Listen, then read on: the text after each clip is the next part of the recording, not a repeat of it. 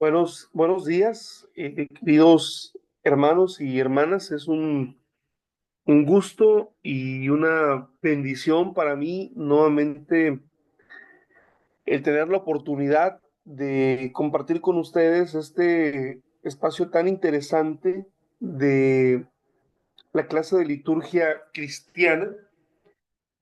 Y bueno, de manera muy especial, nos encontramos ya en la clase número 6, que viene siendo la mitad de nuestro curso.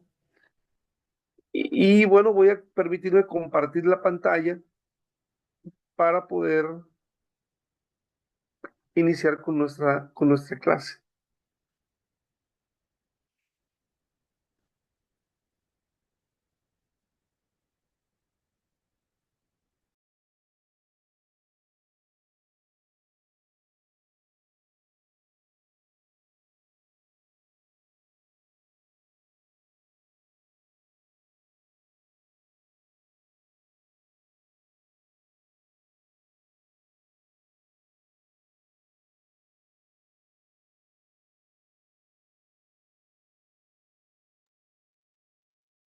Muy bien, vamos a continuar con la segunda parte del tema del concepto de templo como lugar de encuentro con Dios. El concepto de templo como lugar de encuentro con Dios, segunda parte.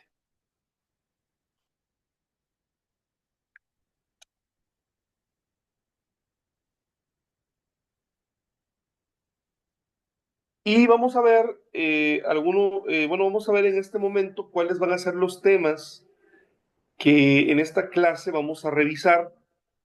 El primer tema es un resumen, un repaso de la clase anterior con la pregunta que ustedes, espero, ya sea cada día más familiar durante este curso.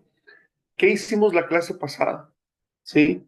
La clase pasada, bueno, fue la primera parte del concepto del templo, y bueno, vamos a tener un breve repaso. Después vamos a ver Abuelo de Pájaro, algo que ya vimos con más detenimiento la clase anterior, pero lo que nos faltó ver sobre la historia del tabernáculo de reunión, hoy lo vamos a completar. Vamos a ver la historia del tabernáculo de reunión.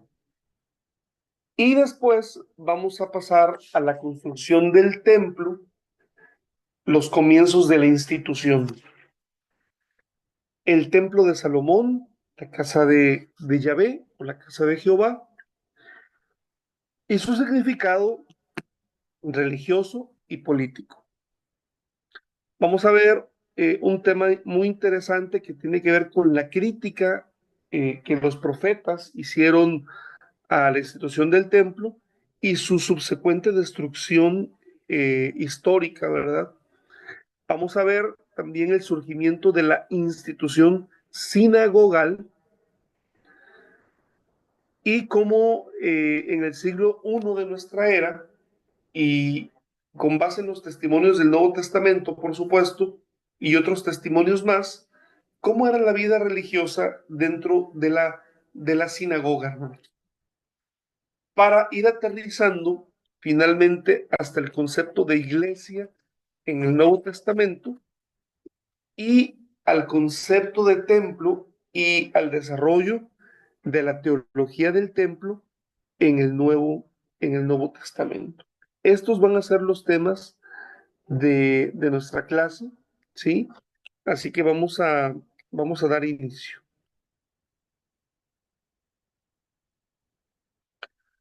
Bueno, primero, mis hermanos, vamos a retomar la clase desde el punto de vista de la historia del tabernáculo, ¿sí?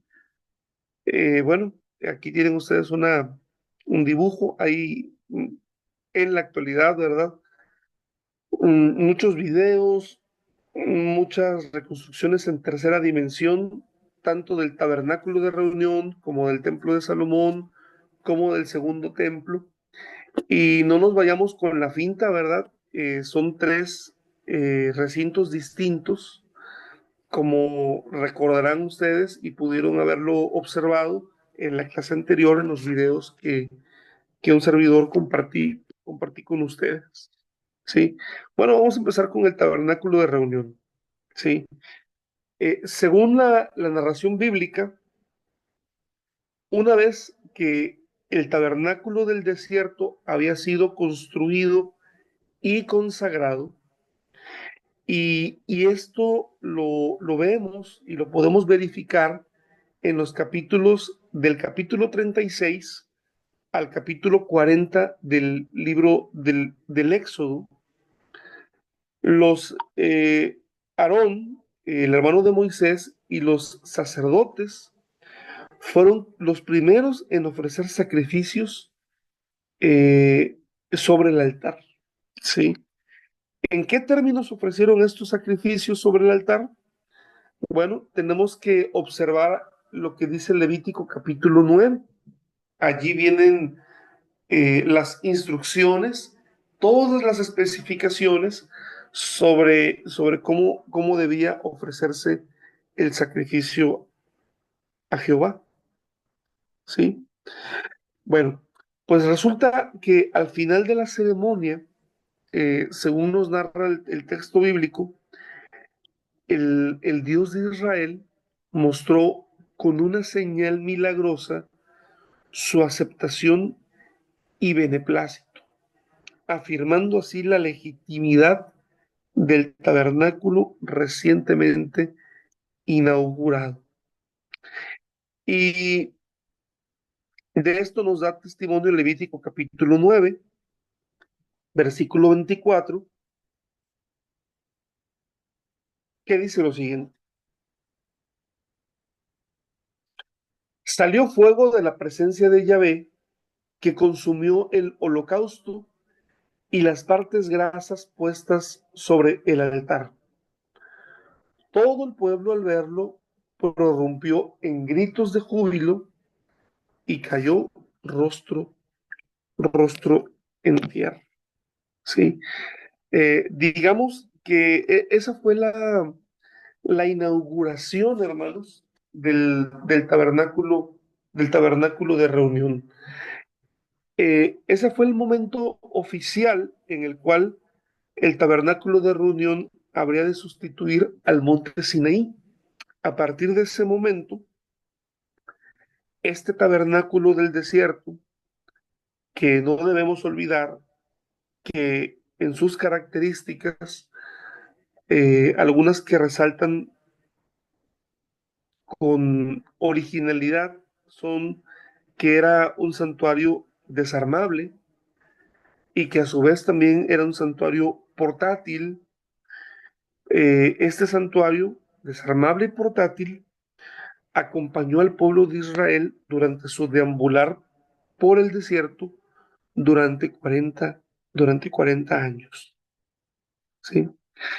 El testimonio bíblico es que durante la marcha por el desierto, la nube que representaba la presencia de Dios reposaba continuamente sobre el tabernáculo. En la noche esa nube tenía apariencia de un fuego. Y cuando era necesario que el pueblo de Israel se pusiera en camino, esta nube se levantaba para conducir al pueblo en sus itinerarios, pero se detenía cuando debía acampar nuevamente. Según Números capítulo 9, del verso 15 al verso 23.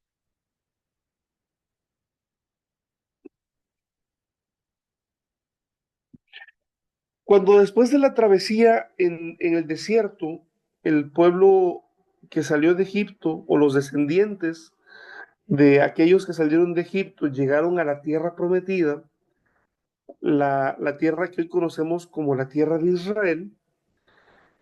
Esta tienda del encuentro fue establecida en diferentes lugares, es decir, tuvo diferentes estancias, diferentes sedes. Esto era posible por las características que hace unos minutos yo les comentaba, era desarmable, era portátil. Entonces, según el registro bíblico, el tabernáculo de reunión tuvo su sede en Gilgal, según Josué capítulo 5, versículo 10 al 15, pero también en Siquem, según Josué capítulo 8, del verso 30 al 35, también en Betel, ¿verdad? Jueces capítulo 20, verso 27, y también dice el texto bíblico, ¿verdad? Que se fijó su residencia definitiva en Silo, ¿verdad? Según Josué 18:1 y 19:51. Durante la época del sacerdote Elí, hermanos, y esto lo encontramos en el primer libro de Samuel, durante la época de Elí y de Samuel, que fue un profeta y juez simultáneamente para Israel, el santuario estaba en Silo, hermanos, ¿sí? Y fue uno de los principales santuarios de adoración a Israel. La, tiene cierta desventaja, ¿verdad? El hecho de que ustedes vean la grabación, pero voy a tratar de hacer algo interactivo. Quiero que noten ustedes la ausencia de un lugar en especial. Cuando tú, como aprendiz, ¿verdad? De la religión de Israel, de la religión judía, y aquí, bueno, vamos a entrar no en un tema de confusión, pero aquí no estamos hablando de judaísmo. El judaísmo propiamente dicho lo encontramos quizá a partir de Esdras y claramente a partir en el Nuevo Testamento, aunque en el Nuevo Testamento no podemos hablar de un solo judaísmo, sino que tenemos que hablar de diferentes judaísmos, porque había distintas facciones, distintos grupos o partidos judíos. Y lo que hoy conocemos como judaísmo, que en realidad también hoy en día está lleno de corrientes y de vertientes, pues es lo que resulta de la última destrucción del templo. Bueno, comento esto porque en el Antiguo Testamento no estamos hablando propiamente de judaísmo, pero sí estamos hablando de la religión israelita, ¿sí? Pero cuando hablamos de la religión de Israel y de todo lo que tiene que ver con ellos, generalmente hay lugares muy especiales.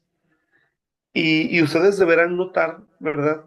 Que en esta lista de lugares, que no son lugares en donde el santuario de reunión fue depositado de manera arbitraria, sino porque en algún momento fueron asociados a lugares sagrados, a lugares santos, eh, está la ausencia de un lugar en particular.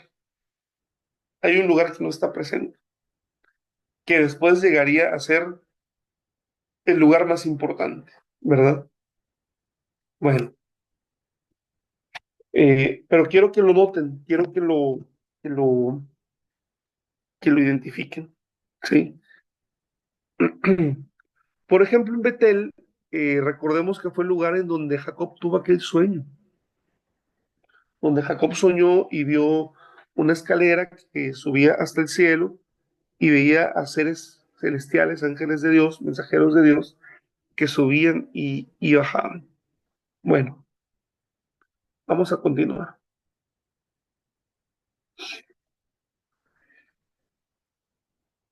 Hasta ahí nos vamos a quedar con el tema del santuario en el desierto, del tabernáculo de reunión, y ahora vamos a entrar al tema de los comienzos de la institución. Y hablar de la institución, hermanos, es hablar también de una ciudad que representa precisamente esta institución. Vamos a hablar acerca de los orígenes de la ciudad de Jerusalén, ¿sí?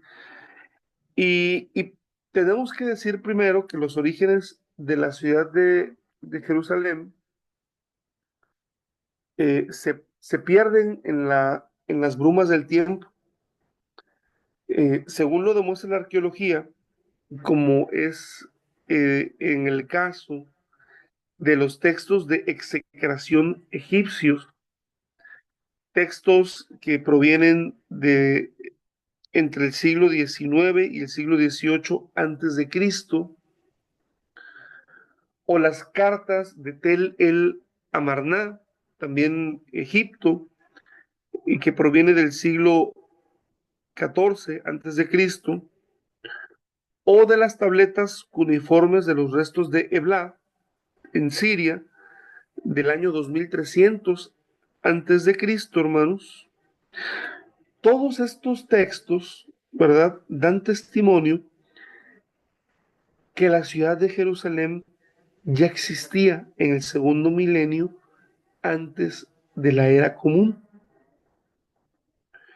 Claro, la ciudad no aparece eh, con el nombre, vamos a decirlo, con el que nosotros la conocemos, ¿sí?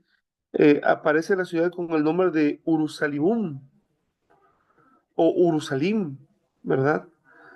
Eh, los escritos bíblicos incluso reconocen también eh, el pasado no israelita de la ciudad. En Jueces capítulo 19, verso 12, a la ciudad de Jerusalén se le llama ciudad de extranjeros, debido eh,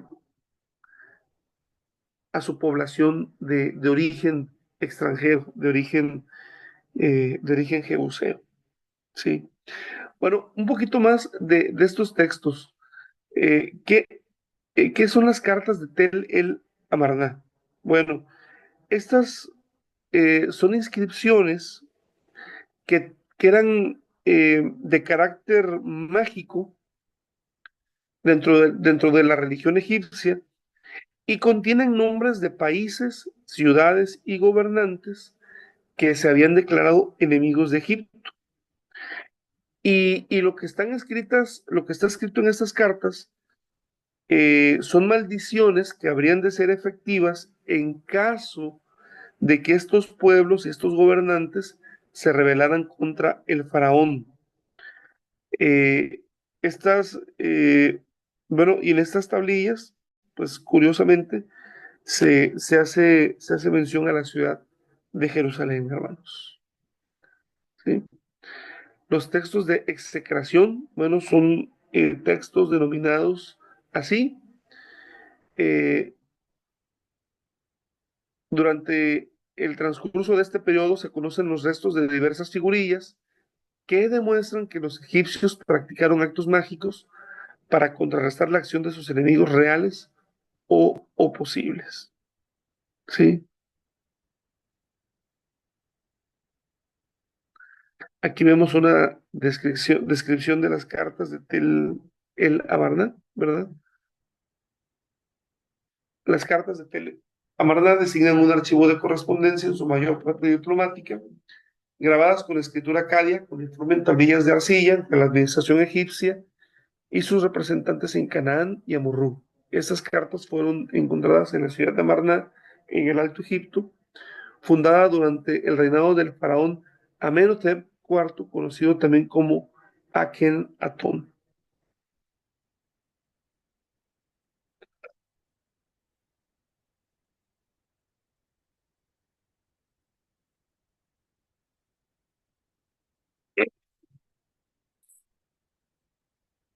Muy bien. Pues vemos que la ciudad de Jerusalén, hermanos, tiene mucha historia y tiene mucha historia antes de ubicarla como la ciudad más importante dentro de la tradición y la religión judía, ¿verdad? Pero bueno, esta ciudad cobró tal importancia que hoy se le conoce como la ciudad de David. Y se le conoce como la ciudad de David porque de acuerdo a la tradición bíblica, fue en tiempos del rey David, quien vivió en el siglo X antes de Jesucristo, cuando la ciudad de Jerusalén habría pasado a manos de los israelitas, convirtiéndose así en la capital del Reino Unido de Israel. Según el relato bíblico lo describe en el segundo libro de Samuel, capítulo 5, versos 6 al verso 11. ¿Sí? Ahora bien, hermanos, tiempo después, tiempo después, esta primera medida fue complementada por la decisión por parte de David de construir en la capital del reino una casa de residencia permanente para el arca de Dios, a efectos de convertir la ciudad en el centro religioso de la nación. Como está escrito, hermanos, en 2 de Samuel 7, 1 y 2. Cuando el rey estableció, cuando el rey se estableció en su casa y Yahvé le concedió paz de todos sus enemigos alrededor, dijo el rey al profeta Natán: mira, yo habito una casa de cedro, mientras que el arca de Dios habita bajo pieles. Bueno, en un primer momento, quienes conocen ya la historia bíblica, sabemos que esta sugerencia fue recibida con beneplácito por el profeta Natán, pero el profeta no le dijo hazlo, el profeta le dijo, oye, qué buena idea tienes, bueno, por decirlo de alguna manera, pero le dijo, déjame consultarlo con Dios. Y esta propuesta, hermanos, fue criticada por Dios mismo, severamente. En el mismo capítulo 7, pero versos 4 en adelante, el texto bíblico dice lo siguiente: pero aquella misma noche vino la palabra de Dios a Natán diciendo, ve y di a mi siervo David, esto dice Yahvé, ¿me vas a edificar tú una casa para que yo habite? No he habitado en una casa desde el día en que hice subir a los israelitas de Egipto hasta el día de hoy, sino que he ido de un lado para otro en una tienda, en un refugio. En todo el tiempo que he caminado entre los israelitas, he dicho caso a uno de los jueces de Israel, a los que mandé que apacentaran a mi pueblo Israel: ¿por qué no me edificáis una casa de cedro? Entonces, hermanos, pues a pesar de su declarada voluntad, no fue David el constructor del templo. El relato bíblico nos dice que fue por oposición de Dios, ¿sí?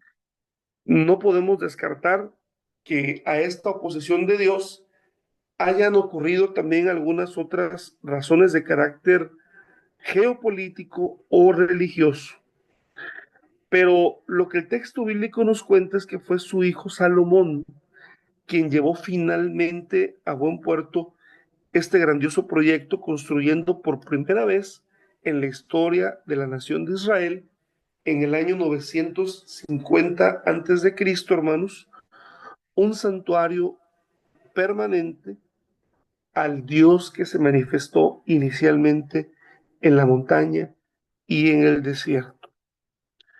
Pero a diferencia, hermanos, fíjense ustedes, a diferencia del tabernáculo del desierto, que fue construido por artesanos israelitas, eh, Bezaleel, hijo de Uri, de la tribu de Judá, y Joliab, hijo de Ahisamac, de la tribu de Dan, y que fueron inspirados por el Espíritu Santo, hermanos, dice la Biblia que el encargado, el artífice de ejecutar todo el mobiliario menor para el templo de Jerusalén fue un hombre no israelita llamado Hiram de Tiro, al cual se le describe lleno de ciencia, pericia y experiencia para realizar todo trabajo en bronce, según el primer libro de los Reyes 7, verso 14. Ahora, más precisamente, su padre fue un fenicio de Tiro, pero su madre una israelita viuda de la tribu de Neftalí. ¿Sí? Y bueno, junto con Irán, también otros fenicios, hermanos, estuvieron asociados a la construcción del templo.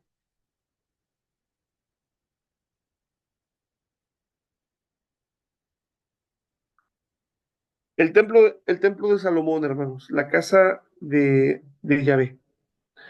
Aquí me quiero disculpar con ustedes porque no quiero confundirlos con la imagen. La imagen que ustedes están viendo ahí en la diapositiva no corresponde exactamente al templo de Salomón, sino al templo de Herodes, al templo, al segundo templo, ¿verdad? Y quiero hacer esa precisión para evitar alguna confusión, ¿sí?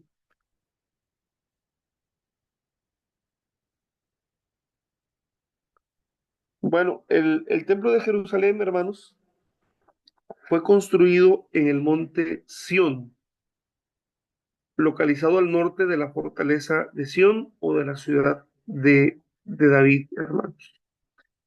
Y de acuerdo con una tradición bíblica tardía, y que la encontramos en el segundo libro de Crónicas 3, versículo 1, pero es una tradición bíblica ya tardía, y posiblemente esta tradición surgió en Persia, hermanos. Este mismo sitio habría sido el mítico monte Moriah, asociado con el sacrificio de Isaac en Génesis 22, versículo 2, hermanos. ¿Sí? Es decir, precisamente en el mismo lugar donde Dios se había manifestado a Abraham, es el lugar donde David había hecho los preparativos para el templo, hermanos. Eh, bueno, esta historia, hermanos, en donde se dice, ¿verdad? Que que el sitio en donde se construyó el templo de Jerusalén es el mismo lugar en donde Abraham estuvo por sacrificar a Isaac, hermanos. De alguna manera da legitimidad, hermanos, a la construcción del templo en ese lugar. ¿Recuerdan ustedes que en la primera clase o en la primera o segunda clase su servidor mencionaba que los lugares santos eran lugares santos no por elección de las personas que construían allí los altares, sino que eran lugares santos porque se tenía el testimonio de que en ese lugar en algún momento había ocurrido una manifestación importante de parte de Dios. Entonces, construir un altar correspondía básicamente a la certeza de que ese lugar ya tenía una característica especial porque Dios ya se había manifestado allí, ¿sí? Entonces, bueno, según a los de Crónicas 3, verso 1, da ese, digamos, como ese sustento, ese respaldo, ¿verdad? Aseverando que ese era el lugar en el cual Dios proveyó el cordero con el cual se evitó el sacrificio de Isaac, hermanos. ¿Sí? Ahora bien, hermanos, eh,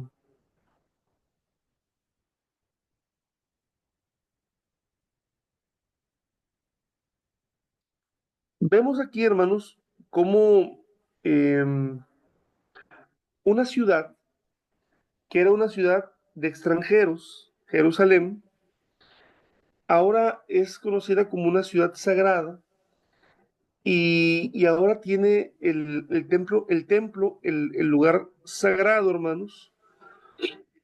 Eh, y entonces este centro religioso, hermanos, Jerusalén, empieza a desplazar a ciudades más antiguas y ciudades también sagradas, como Siquem, como Betel y como Silo, ¿verdad? Silo, el último lugar en donde estaba el santuario de Dios, hermanos. ¿Sí?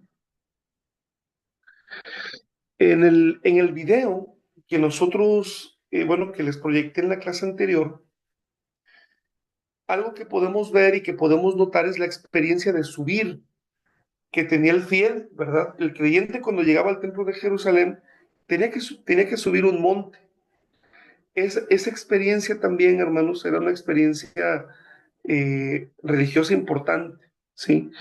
Por eso hay textos bíblicos donde claramente se hace la alusión a subir al monte del Señor, ¿verdad? Eh, de la misma manera como Moisés subía al monte Sinaí, ahora el fiel creyente sube al monte de Sión. Se menciona así eh, para hacer la alusión del templo de Jerusalén. Por estar ubicado en la parte alta de la ciudad, es lo que les estoy diciendo, la Biblia hebrea acostumbra a hablar sobre la acción de subir al monte Sión, al monte de Yahvé o a la casa de Yahvé. E incluso a la usanza de otros grandes santuarios de la antigüedad, también debería haber existido una vía sacra para acceder al complejo sagrado. Bueno, miren, permítanme, yo sé que ya vimos un video en la clase anterior, sin embargo, pienso solamente en mi interior, que con esta explicación que les estoy dando de subir, ¿verdad? Al monte, ustedes van a poder ver esta experiencia aquí, en este recorrido.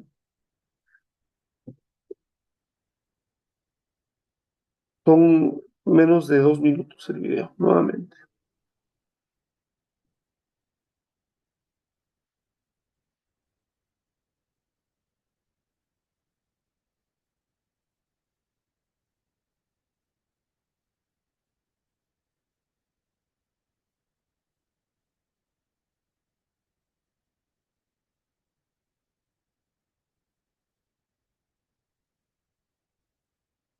Voy a poner solamente una partecita del video, lo que es la parte eh, donde se sube, ¿verdad? Y es que este video está hecho precisamente para esa experiencia, la experiencia del peregrino, ¿sí?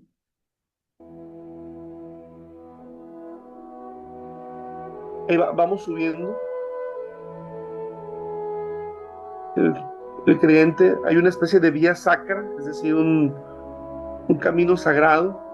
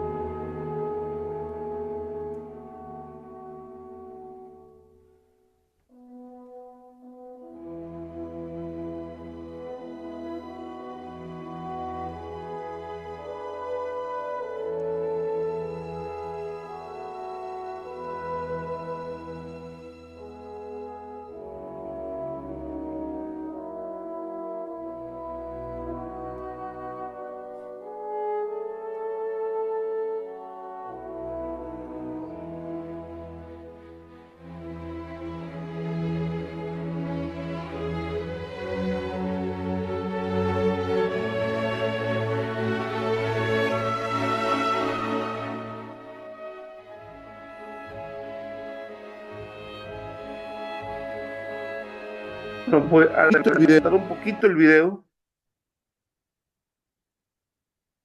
para que podamos ver la parte final en donde se puede contemplar desde el monte, desde arriba del monte, el resto del valle.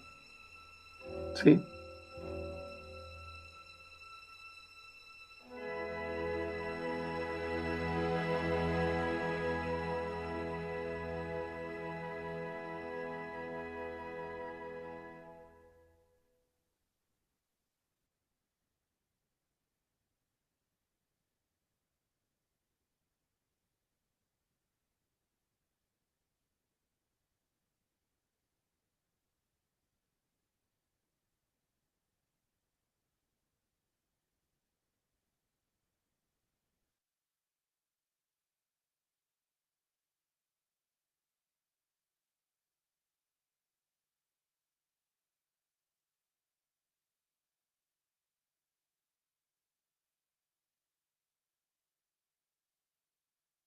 ¿Usted está buscando una residencia permanente para la...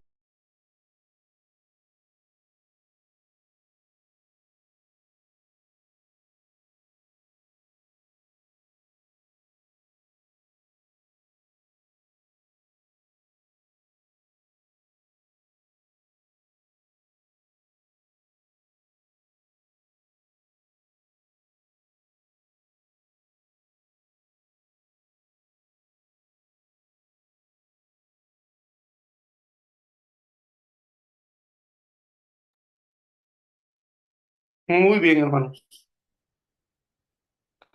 Pues vamos a regresar a la presentación nuevamente.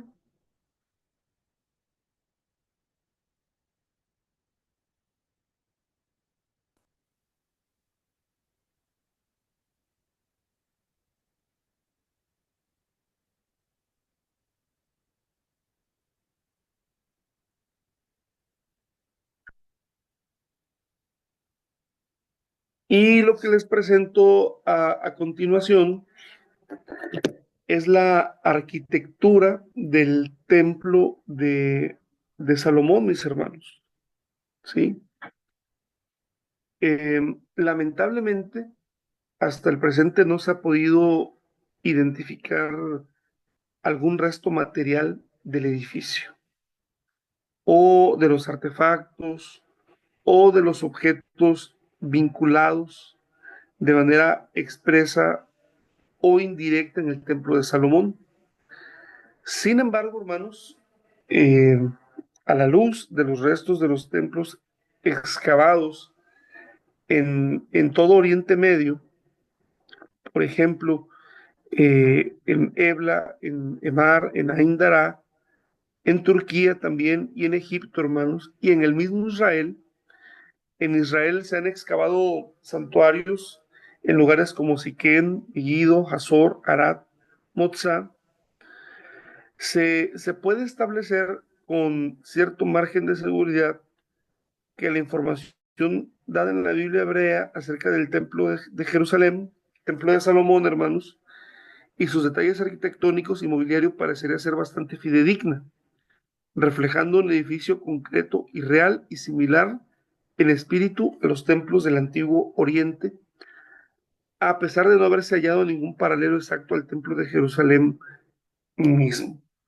Recuerden, hermanos, que al principio, cuando hablamos de santuarios, mencionamos que había santuarios naturales y santuarios artificiales. Un templo es un santuario artificial y los santuarios del antiguo Medio Oriente, hermanos, eran de dos tipos bueno, había dos tipos de santuarios. Los santuarios verticales en forma piramidal o de sigurar que apuntaban hacia arriba, hacia el cielo, o los santuarios horizontales, hermanos. Es decir, que el templo de Jerusalén obedecía a una de estas dos características. El templo de Jerusalén tenía que ver precisamente con un santuario o con el diseño de santuario horizontal, hermano. Y, y decirles, ¿verdad?, que el diseño del templo no fue un diseño exclusivo, sino que era, digamos, como los diseños, perdón que utilice la palabra, a lo mejor a alguien no le va a gustar, como los diseños que estaban de moda, ¿no? Como por ejemplo hoy, cuando se va a construir una iglesia, un templo, un templo como nosotros los conocemos, es un santuario, independientemente de que sea un templo bautista o un templo de los testigos de Jehová o un templo pentecostal o un templo nuestro, ¿verdad? Generalmente, bueno, todos tienen bancas, todos los templos tienen bancas para que los fieles se sienten. Generalmente todos los templos tienen un púlpito o un atril. Todos los templos tienen al frente un espacio más elevado en donde está el púlpito. Es decir, son modelos ya hechos y que no tienen que ver con la religión, sino con los modelos que son muy usuales, ¿verdad?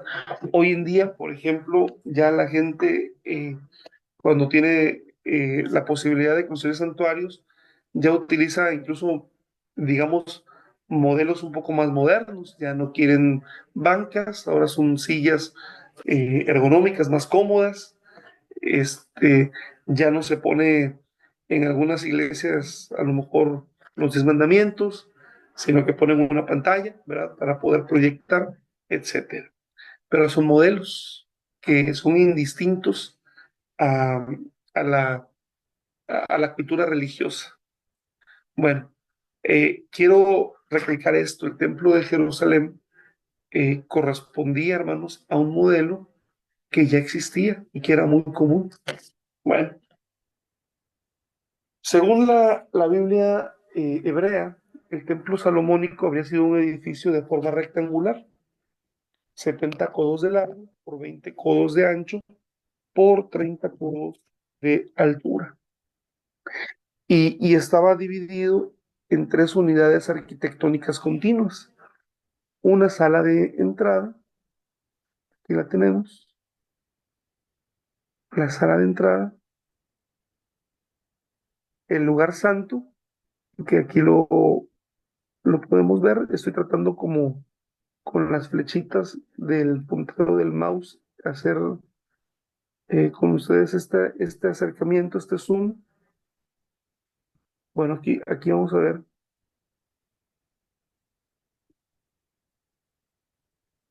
con mayor cercanía. Aquí podemos ver lo que es el lugar santo, ¿verdad? El área de acceso, el lugar santo, y al final aquí podemos ver lo que es el santo de los santos, o el lugar santísimo. Después, bueno, todo lo que la misma Biblia describe, ¿verdad? Eh, Aquí tenemos el altar, este es el altar,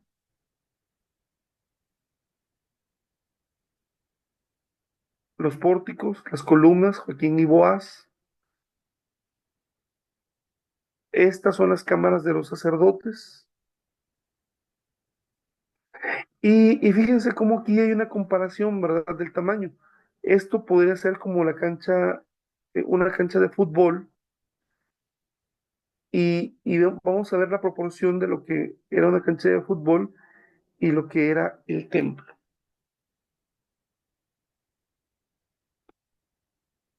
Ahí está. Bueno,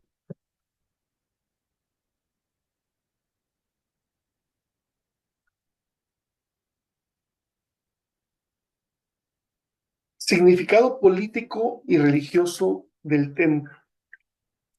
Este tema es bastante interesante, hermanos, porque la primera pregunta que nos podríamos estar haciendo es, ¿el templo tenía un significado político? Porque estamos completamente convencidos y sabemos que el templo en sí tenía un significado religioso, pero de lo que no estábamos sabedores era de que también el templo tenía un significado político, ¿sí? Bueno, los trabajos de construcción del templo de Salomón, hermanos, fueron terminados en el octavo mes, es decir, entre octubre y noviembre, en el mes de Bul, después de 7 años, como lo dice el primer libro de los Reyes, capítulo 6, verso 38. Sin embargo, la inauguración misma del edificio fue diferida para el séptimo mes, septiembre u octubre del año siguiente, en el mes de Etaná, coincidiendo la ceremonia con las celebraciones de la fiesta de las tiendas, cuya duración, hermanos, es de siete días.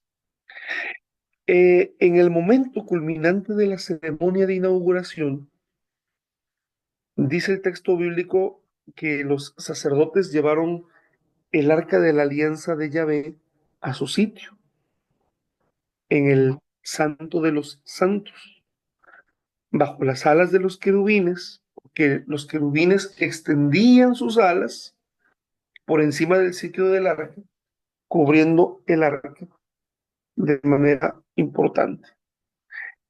Y fue en esa ocasión entonces, hermanos, que la presencia de Dios encontró un eh, lugar definitivo en el Santo de los Santos.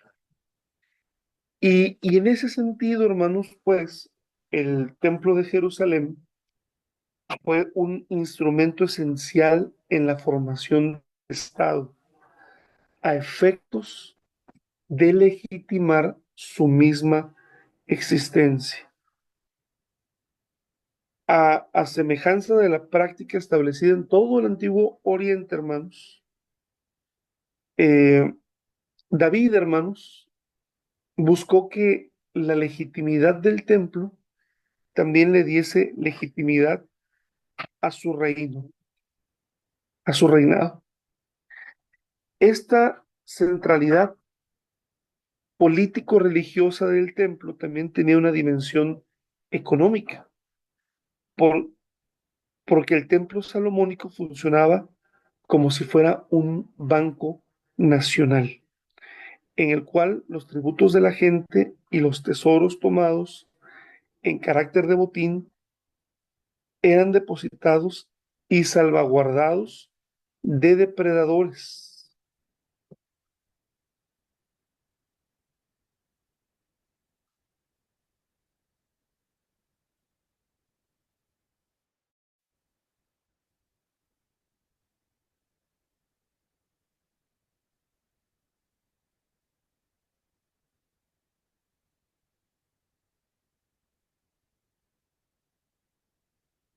Bueno, al respecto también tenemos que decir que la ubicación privilegiada del templo ayudaba, ¿verdad? A brindarle a los tesoros protección y seguridad, hermanos. Sí. Ahora bien, hermanos, fíjense en su máximo esplendor, en su máximo esplendor, eh, esta descripción del templo que nos regala el profeta Isaías. ¿Sí? Isaías capítulo 6 del verso 1 al verso 3 dice así: el año de la muerte del rey Osías, vi al Señor sentado en un trono excelso y elevado, y sus faldas llenaban el templo. Unos serafines se mantenían erguidos por encima de él, cada uno tenía 6 alas, con un par se cubrían la faz, con otro par se cubrían los pies, y con el otro par aleteaban.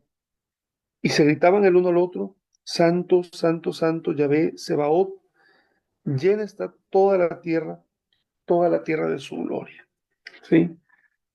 Es decir, hermanos, sin subir al cielo, el profeta Isaías pudo ver a Yahvé sentado en su trono por el solo hecho de estar en el templo de Jerusalén, hermanos, en donde la concepción más elevada que el cielo y la tierra se unían conformando una continuidad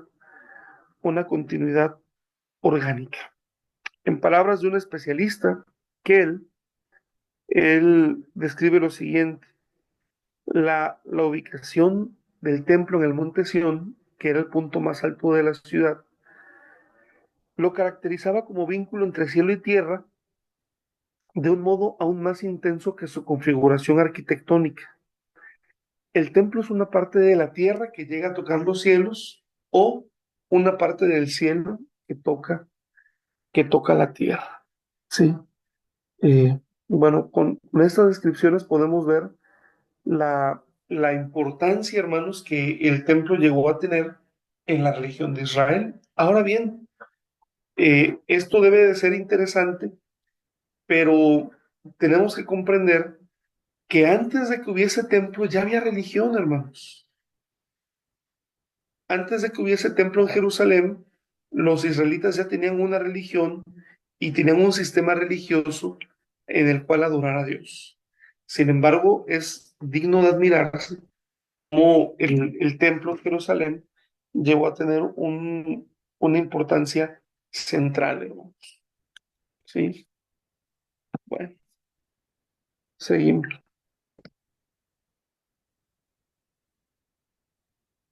Vamos ahora a otro tema bastante importante también, y es la crítica que los profetas hacen y la destrucción del templo de Jerusalén, hermanos.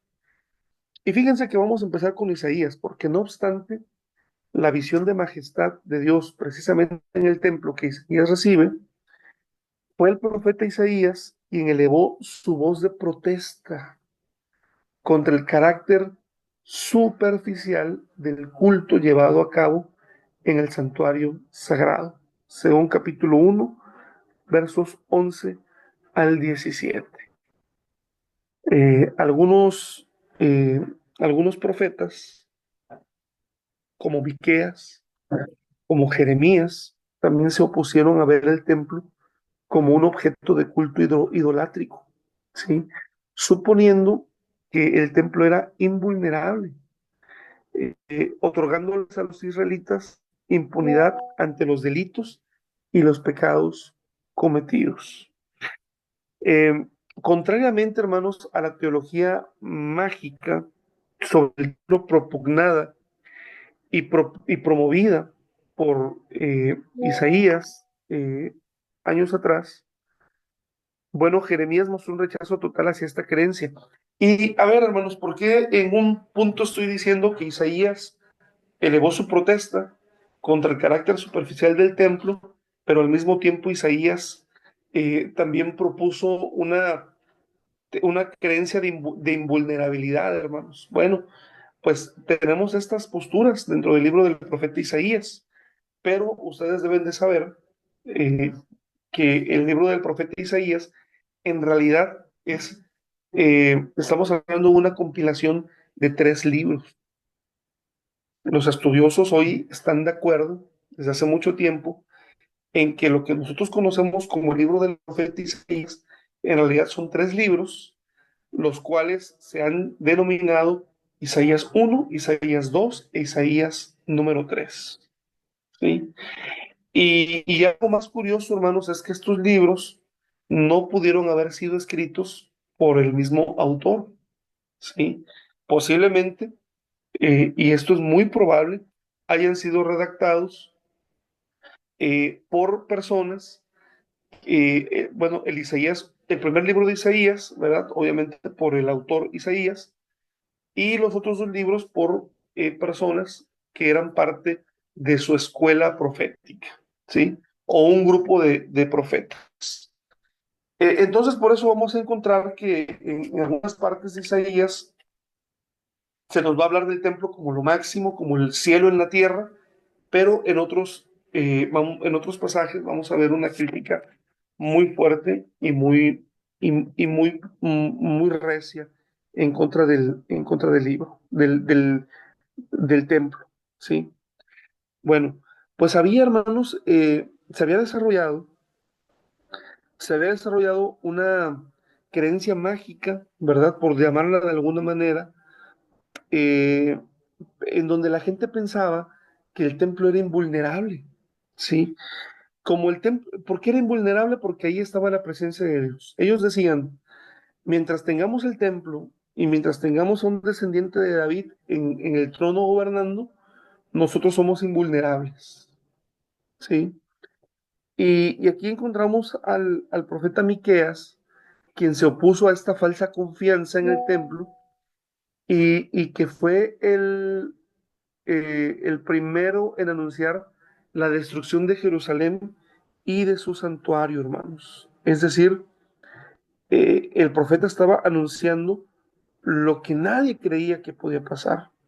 Dice, por eso, por culpa vuestra, dice Miqueas 3:12, Sión será un campo que se ara, Jerusalén será un montón de ruinas y el monte de la casa un otero salvaje, según capítulo 3, versículo 12. Ok,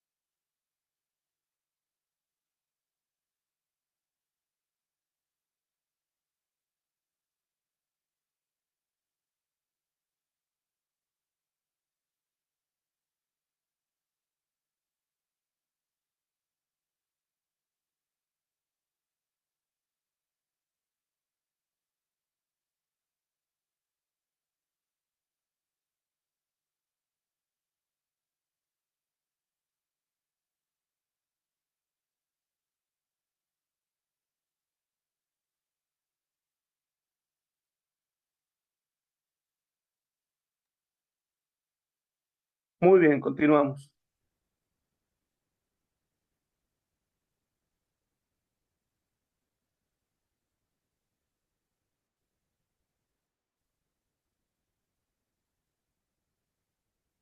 Y bueno, pues viene la época que nosotros conocemos como la época del exilio, mis hermanos, y una característica importante del exilio, característica del exilio, es la destrucción del templo, ¿sí?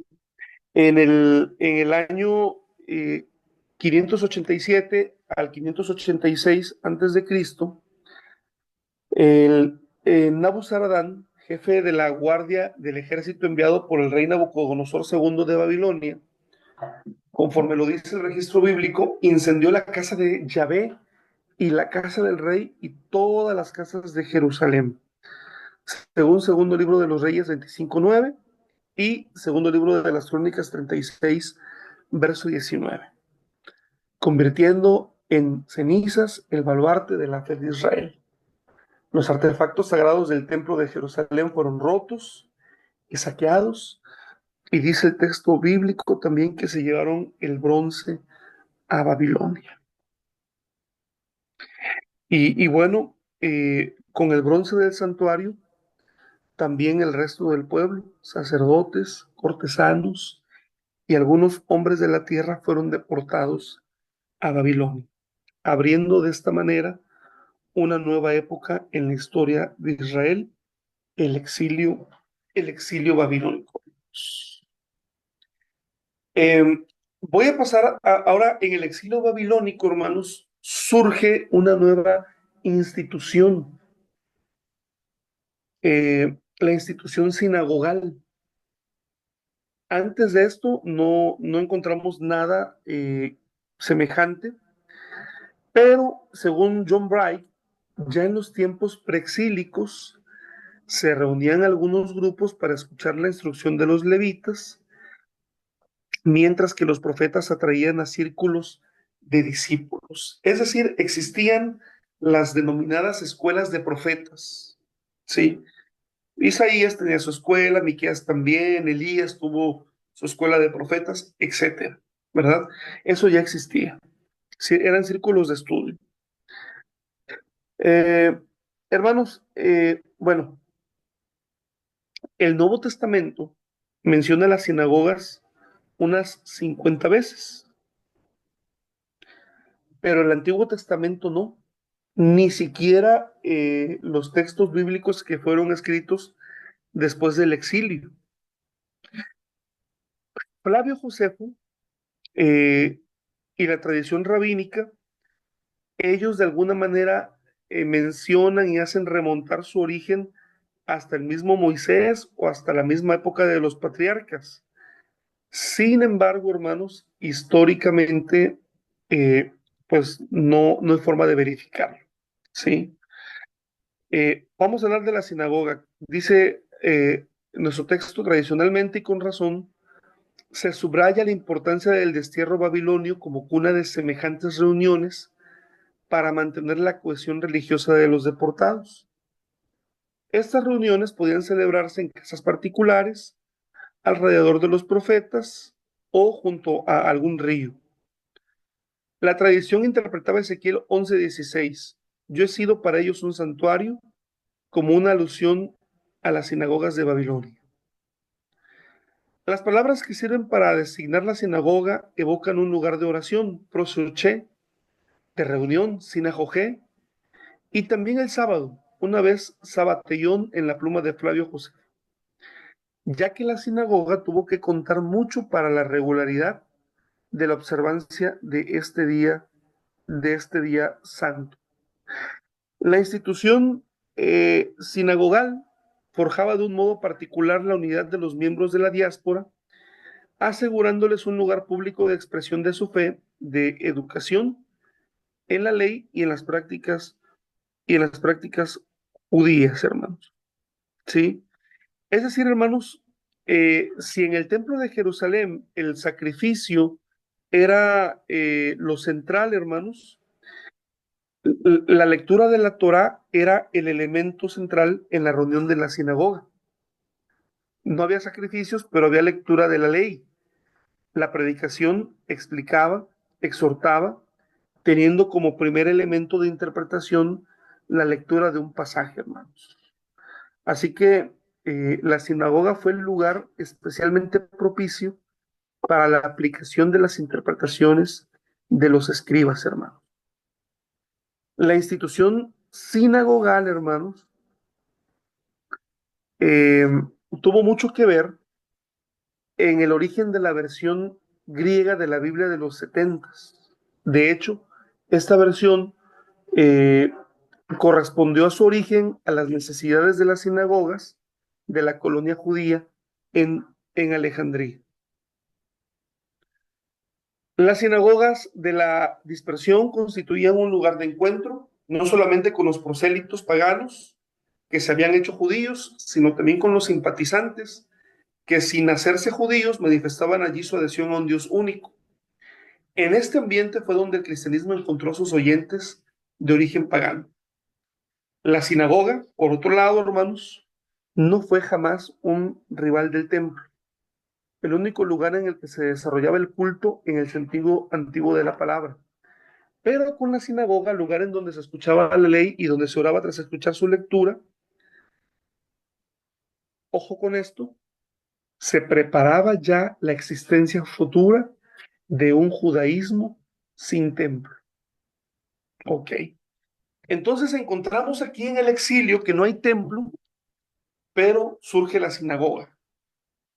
La sinagoga es un lugar más de estudio, es un lugar de lectura.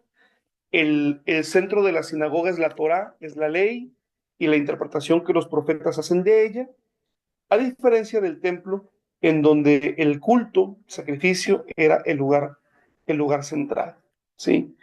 Y bueno, cuando vamos al Nuevo Testamento, hermanos, en el Nuevo Testamento encontramos los, las dos instituciones. Encontramos el templo, pero encontramos también la sinagoga. Eh, y qué curioso, hermanos, que Jesucristo jamás criticó la sinagoga. Es más, dice la escritura que Jesucristo tenía como costumbre asistir cada día de reposo a la sinagoga. Aunque nunca rivalizó la sinagoga con el templo, hermanos, por supuesto, es innegable, ¿verdad? que poco a poco la sinagoga fue ocupando un lugar central en la vida religiosa del pueblo judío, hermanos. De tal manera, ¿verdad?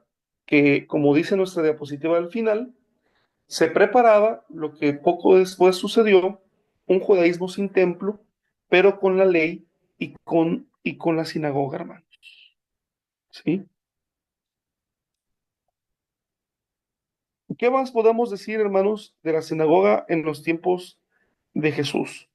Bueno, las reuniones en las sinagogas se celebraban obligatoriamente todos los sábados, hermanos, y los días festivos judíos por la mañana y por la tarde.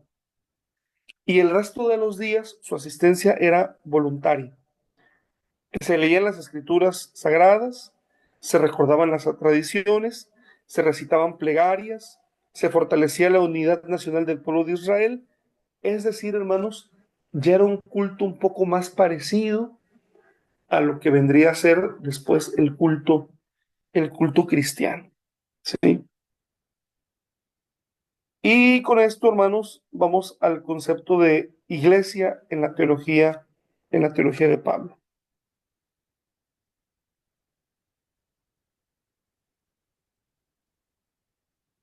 Todas las cartas de Pablo empiezan con un saludo que hace presente el juego de la comunicación, hermanos. Pablo enuncia a los remitentes y después a los destinatarios y finalmente les desea gracia y paz. Y esto es lo que une a unos y otros en la fe de nuestro Dios, hermanos. ¿Sí? En la primera carta a los tesalonicenses, como en las dos cartas a los corintios y en la carta a los gálatas, el apóstol Pablo se dirige a una iglesia o literalmente en griego koiné a una eclesía. Y la palabra, hermanos, está inmediatamente calificada con un nombre de lugar. Se trata de la iglesia de los tesalonicenses, de la iglesia de los gálatas o de la iglesia, etcétera. Es decir, la iglesia que se reúne en tal ciudad, en tal lugar. ¿Sí? La iglesia de Dios que está en Corinto, o incluso el apóstol Pablo usa el plural dirigiéndose a las iglesias de Galacia. Por ejemplo, la carta a Filemón, dirigida en primer lugar a una persona particular, precisa después, a continuación, y a la iglesia que se reúne en tu casa. Uh-huh. Eclesia, perdón, deriva del verbo kaleo. Kaleo significa llamar, hermanos.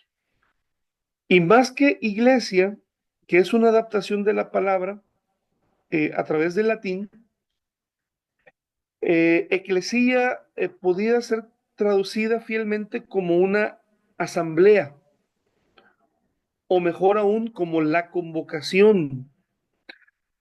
Porque miren, si en efecto la palabra griega eclesía deriva del verbo kaleo, que es llamar, y es explicitada en 1 Corintios 1, verso 2, a aquellos que son llamados a ser santos, ¿verdad?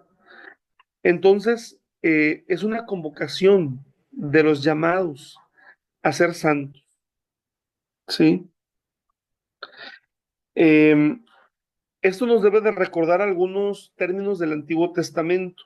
Por ejemplo, en el Antiguo Testamento se habla de la asamblea del Señor, así como en el Nuevo Testamento. Por una parte, la eclesía es la asamblea del Señor, pero lo vemos también en Deuteronomio 4, 9, 13, 9, 10, 18 y 16. Y el término eclesía, hermanos, y como asamblea del Señor, como el Cajal Adonai del Antiguo Testamento, nos hace recordar que ahora nosotros somos ese pueblo de Dios.